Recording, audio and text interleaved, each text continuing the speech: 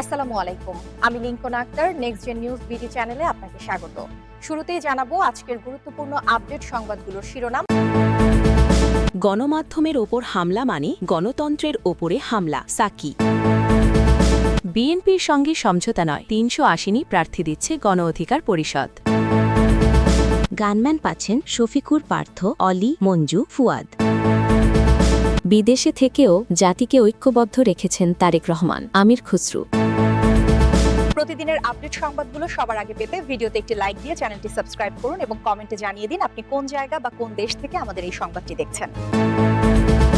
গণমাধ্যমের উপর হামলা মানে গণতন্ত্রের উপরে হামলা, সাকি। গণসংহতি আন্দোলনের জিএসএ প্রধান সমন্বয়ক জোনায়েদ সাকি বলেছেন, গণমাধ্যমের উপর হামলা মানে গণতন্ত্রের উপর হামলা। সোমবার ২২ ডিসেম্বর রাজধানীর জাতীয় প্রেস ক্লাবের সামনে গণসংহতি আন্দোলনের উদ্যোগে আয়োজিত প্রতিবাদ সমাবেশে তিনি একথা বলেন। জোনায়েদ সাকি বলেন, জুলাই গণ অভ্যুত্থানের রায় ছিল বাংলাদেশ একটি গণতান্ত্রিক রাষ্ট্র হবে। এখানে রাজনৈতিক দলগুলোর মধ্যে মতপার্থক্য থাকবে, কিন্তু কোনো জবরদস্তি কায়েম করা চলবে না। গণমাধ্যমের উপর হামলা মানে গণতন্ত্রের উপরে হামলা, আর একটি রাষ্ট্র যে গণতন্ত্রের উপর দাঁড়িয়ে আছে তার উপর হামলা। তিনি বলেন, ওসমান হাদিকে হত্যা করা হয়েছে এবং তার শাহাদাতির মধ্য দিয়ে মানুষের মধ্যে শোক এবং ক্ষোভের জন্ম হয়েছে। আজকে বাংলাদেশের মানুষ ওসমান হাদির হত্যার বিচার চায়। মানুষ ক্ষুব্ধ এবং এই ক্ষোভকে কাজে লাগিয়ে একদল গোষ্ঠী তাদের নিজস্ব রাজনৈতিক লক্ষ্য পতিত ফ্যাসিস্টদের দেখিয়ে গণতন্ত্রের পথে না হেঁটে তারা নিজেরা আরেকটা ফ্যাসিবাদী গোষ্ঠী হয়ে উঠতে চায়। তারা নিজেরা আরেকটি মতাদর্শ জবরদস্তি কায়দায় চাপিয়ে দেওয়ার রাজনৈতিক শক্তি হয়ে উঠতে চায়। এজন্য তারা বিশেষ লক্ষ্য নিয়ে সংবাদ মাধ্যম ও সাংস্কৃতিক সংগঠনে হামলা করছে। তারা রাতের বেলায় ঘোষণা দিয়ে পত্রিকা অফিস পুড়িয়ে দিচ্ছে।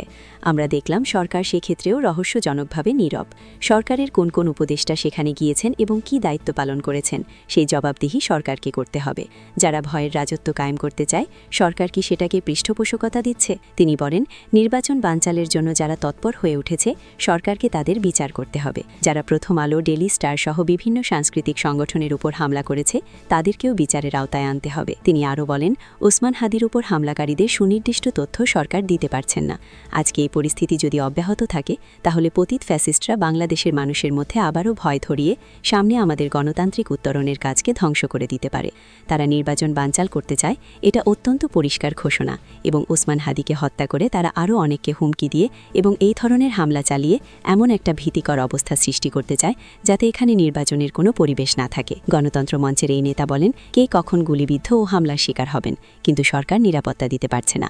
পতিত ফ্যাসিস্টরা বাংলাদেশের মধ্যে একটা অরাজকতা সৃষ্টি করতে চায়, নির্বাচন বানচাল করে অনিশ্চয়তার দিকে ঠেলতে চায়। তারা বাংলাদেশের মানুষের মধ্যে প্রমাণ করতে চায় যে তারা না থাকলে দেশ অরাজক হয়ে যায়। বাংলাদেশে এখন এটাই তাদের লক্ষ্য।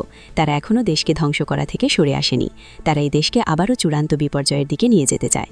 পতিত ফ্যাসিস্টরা বসে নেই, তারা বাংলাদেশের অভ্যুত্থানই ধ্বংস করতে চায়। সাকি আরও বলেন, বাংলাদেশের মানুষ আওয়ামী লীগের জাতিবাদী ফ্যাসিবাদ গ্রহণ করেনি। কোনো একটি শক্তি যদি আজকে ধর্মবাদী ফ্যাসিবাদ কায়েম করতে চায়, মানুষ সেটাকেও গ্রহণ করবে না। বাংলাদেশ পরিষ্কারভাবে গণতন্ত্রের পথে যাবে। এটাই অভ্যুত্থানের শত শহীদের রক্তের ঋণ। সরকারকে বলতে চাই, ওসমান হাদিকে যারা হত্যা করেছে তাদেরকে অবশ্যই গ্রেফতার করে বিচার করতে হবে। সমস্ত জুলাইয়ে যত হত্যা হয়েছে সবগুলোর বিচার করতে হবে। আপনারা সরকার বিচারের কাজকে যদি এগিয়ে নিতে না পারেন, ওসমান হাদির হত্যাকারীদেরকে যদি গ্রেফতার করতে না পারেন, তাহলে জবাবদিহি আপনাদেরও করতে হবে। বিএনপির সঙ্গে সমঝোতা নয়, ৩০০ আসনেই প্রার্থী দিচ্ছে গণ অধিকার পরিষদ। বিএনপির সাথে আসন সমঝোতায় যাচ্ছে না গণ অধিকার পরিষদ। এককভাবে দলীয় প্রতীকে ৩০০ আসনে নির্বাচন করার সিদ্ধান্ত নিয়েছে নুরুল হক নূর নেতৃত্বাধীন দলটি। জাতীয় নির্বাহী কমিটির সভায় এই সিদ্ধান্ত নেওয়া হয়। বিষয়টি যুগান্তরকে নিশ্চিত করেছেন দলটির উচ্চতর পরিষদের সদস্য ও গণমাধ্যম সমন্বয়ক আবু হানিফ। তিনি জানান, আজকে মিটিং দলের নির্বাহী কমিটির আগ্রহী মনোনয়ন প্রত্যাশী ও অঙ্গ সংগঠনের দায়িত্বশীল নেতৃবৃন্দ উপস্থিত ছিলেন। সেখানে নেতারা তাদের বক্তব্যে জানান, গণ অধিকার পরিষদ একটি বিকল্প রাজনৈতিক শক্তি হতে চায়। আওয়ামী ফ্যাসিবাদের সাথেও কোনো আপস করেনি। এর মাধ্যমে বিএনপির সঙ্গে আসন সমঝোতা কিংবা জোটের আলোচনার আনুষ্ঠানিক সমাপ্তিও ঘটে গেল।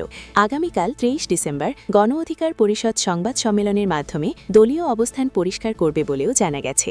২৫ ডিসেম্বর পর্যন্ত দলটির মনোনয়নপত্র বিতরণ চলবে। আগামী ২৮ ও ২৯ ডিসেম্বর দলীয় প্রার্থীরা মনোনয়নপত্র জমা দেবে। গানম্যান পাচ্ছেন শফিকুর, পার্থ, অলি, মঞ্জু, ফুয়াদ। জুলাই গণ অভ্যুত্থান নেতাকর্মী, সমন্বয়ক, রাজনৈতিক দলের শীর্ষ নেতা ও আসন্ন জাতীয় সংসদ নির্বাচনের সম্ভাব্য প্রার্থীদের ব্যক্তিগত নিরাপত্তা নিশ্চিতে গানম্যান ও অস্ত্রের লাইসেন্স দেওয়ার উদ্যোগ নিয়েছে সরকার। এর অংশ হিসেবে ইতোমধ্যে গুরুত্বপূর্ণ ২০ জন ব্যক্তিকে গানম্যান দেওয়া হয়েছে। সোমবার ২২ ডিসেম্বর দুপুরে সচিবালয়ে আইন শৃঙ্খলা সংক্রান্ত কমিটির বৈঠক শেষে সাংবাদিকদের ব্রিফিংয়ে এ তথ্য জানান স্বরাষ্ট্র উপদেষ্টা মো জাহাঙ্গীর আলম চৌধুরী।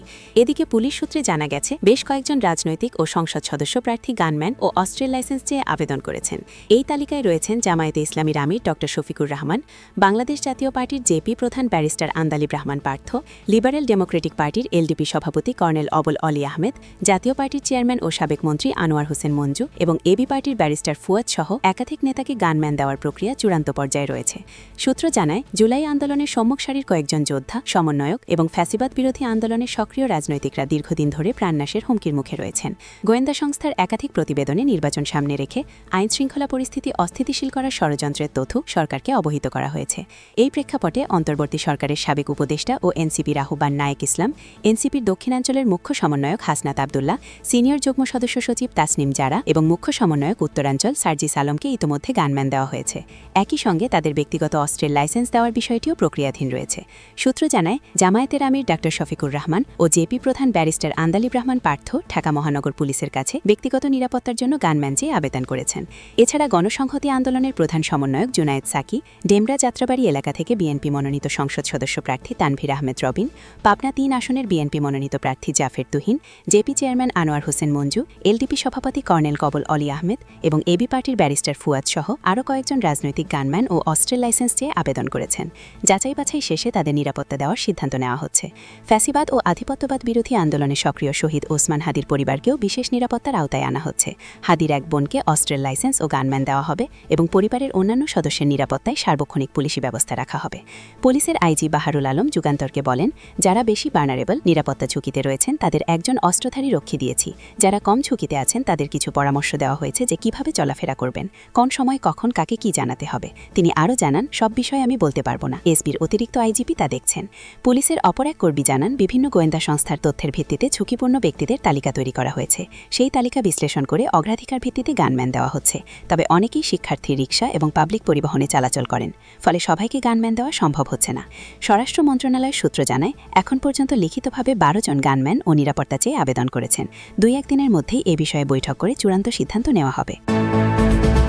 বিদেশে থেকেও জাতিকে ঐক্যবদ্ধ রেখেছেন তারেক রহমান। আমির খসরু বাংলাদেশ জাতীয়তাবাদী দলের বিএনপি স্থায়ী কমিটির সদস্য আমির খসরু মাহমুদ চৌধুরী বলেছেন, বিদেশি থেকেও বিএনপি এবং পুরো জাতিকে ঐক্যবদ্ধ রেখেছেন দলের ভারপ্রাপ্ত চেয়ারম্যান তারেক রহমান। এটি একমাত্র তার মতো নেতার পক্ষেই সম্ভব হয়েছে। তিনি বলেন, ঘোষিত সময়ে তারেক রহমান দেশে ফিরবেন। তার শারীরিক উপস্থিতি দল ও দেশের মানুষকে আরও বেশি উৎসাহিত এবং অনুপ্রাণিত করবে। সোমবার ২২ ডিসেম্বর চট্টগ্রাম বিভাগীয় ব্যবসায়ী ফোরামের উদ্যোগে আয়োজিত বাণিজ্য সংলাপ শেষে সাংবাদিকদের প্রশ্নের জবাবে তিনি এসব কথা বলেন। ওই সংলাপে তিনি প্রধান অতিথির বক্তব্য রাখেন। আমির খসরু বলেন, বাংলাদেশের মানুষ নির্বাচন পেছাতে চায় না, তবে একটা গোষ্ঠী যারা নির্বাচন চায় না তাদের বিষয়ে জনগণের সন্দেহ আছে। নির্বাচন না হলে, নির্বাচিত সংসদ বা সরকার না থাকলে যাদের লাভ, তাদের বিষয়ে দেশের মানুষের সন্দেহ রয়ে গেছে। দেশের উন্নয়ন ও স্থিতিশীলতার জন্য নির্বাচিত সরকারের কোনো বিকল্প নেই। মতবিনিময় সভায় তিনি বলেন, বিএনপি যদি জনগণের ভোটে ক্ষমতায় যায়, ব্যবসাকে ব্যবসায়ীদের হাতে রাখার চেষ্টা করা হবে। আমলাতন্ত্রের ক্ষমতা খর্ব করে ব্যবসায়ীদের হাতকে শক্তিশালী করা হবে। ব্যবসা করার ক্ষেত্রে যাতে ঘাটে ঘাটে ব্যবসায়ীদের কোনো ধরনের হয়রানির শিকার হতে না হয়, আমলাতন্ত্রের পিছনে ছুটতে না হয়, সেই ব্যবস্থা করা হবে। তিনি আরও বলেন, রাজনীতিবিদদের কাছে ব্যবসায়ীদের যেতে হবে না, ব্যবসায়ীদের কাছেই আসবেন রাজনীতিবিদ বা সরকারের সংশ্লিষ্ট ব্যক্তিরা। তারা জবাবদিহি করবেন। মোট কথা, আগামীতে কেবল রাজনীতির গণতন্ত্রায়ন নয়, ব্যবসারও গণতন্ত্রায়ন করতে চায় বিএনপি। আমির খসরু বলেন, যেখানে ছোট বড় সব ব্যবসায়ী প্রাপ্য সুযোগ সুবিধা ভোগ করতে পারবেন। সততা, নিষ্ঠা ও দক্ষতার সঙ্গে ব্যবসা পরিচালনা করতে সর্বস্তরের ব্যবসায়ীকেও এগিয়ে আসতে হবে। সাবেক এই মন্ত্রী বলেন, চট্টগ্রাম বন্দরে গণহারে কন্টেইনার চেকিংয়ের নামে হয়রানি করা হয়। অসাধু কাস্টমস কর্মকর্তারা এর সুযোগ নেন। এমন সফটওয়্যার চালু করতে হবে যার ফলে কোনো কন্টেইনার চেক করতে না হয়। তিনি বলেন, একটি মুদি দোকানের ব্যবসা খুলতে গেলেও নাকি ১৯ জায়গায় যেতে হয়। জাহাজ রিসাইক্লিং শিল্পে পরিবেশ অধিদপ্তরের একটি ছাড়পত্র পেতে ২ মাস অপেক্ষা করতে হয়। আমির খসরু বলেন, ব্যাংকিং খাতে দুর্নীতি ও লুটপাটের প্রধান কারণ হচ্ছে বিগত সরকারের আমলে কেন্দ্রীয় ব্যাংকের হাতে কোনো ক্ষমতা ছিল না। কখনো প্রধানমন্ত্রীর দপ্তর, কখনো রাজনৈতিক ব্যক্তি কিংবা শক্তিধর ব্যক্তির ইশারায় দ্বারাই ব্যাংকের গভর্নর পরিচালিত হয়েছেন। এ কারণে ব্যাংক লুটের পাশাপাশি শেয়ার বাজারেও লুটের ঘটনা ঘটেছে, অথচ বিএনপির আমলে এ ধরনের কোনো ঘটনা ঘটেনি। তিনি বলেন, আগামীতে বিএনপি ক্ষমতায় এলে ব্যাংকিং খাতসহ বিভিন্ন খাতে পেশাদার লোকজন বসাবে, যাদের উপর কোনো হস্তক্ষেপ থাকবে না। এছাড়া দক্ষ জনশক্তি গড়ে তোলা, দেশি বিদেশি বিনিয়োগ আকৃষ্ট করা সহ অর্থনৈতিক উন্নয়নে বিএনপি আগামীতে কী কী ব্যবস্থা গ্রহণ করবে তার সারসংক্ষেপ তুলে ধরেন আমির খসরু। নগরীর 5 তারকা হোটেল র্যাডিসন ব্লুর মেজবান হলে ইঞ্জিনিয়ার আলী আহমদের সভাপতিত্বে অনুষ্ঠানে চট্টগ্রাম ছাড়াও ব্রাহ্মণবাড়িয়া, চাঁদপুর, বান্দরবান, রাঙামাটি, বান্দরবান সহ বিভাগের বিভিন্ন জেলা থেকে ব্যবসায়ী নেতারা উপস্থিত থেকে তাদের সমস্যা ও সংকটের কথা তুলে ধরেন।